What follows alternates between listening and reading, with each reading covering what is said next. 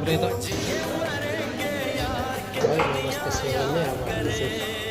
खाना खान आँटेको सिलगढी लागेको खाना खाएर यसो लोकल वासँग भनेर नि कति नागिसक्यो खाएर निस्किनुपर्छ सिलगढी पुग्नु पऱ्यो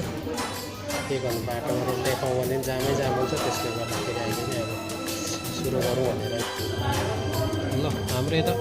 निस्क्यो यता हाम्रो भाइको चाहिँ आज भेज रहेछ कि 1-2 दिन भेज रहेछ हौ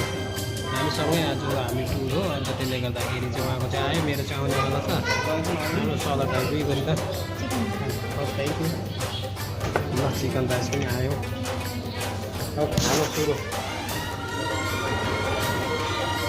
चिकन राइस बस्तीको टाइपले खाइन्छ यस्तोले खाइँदैन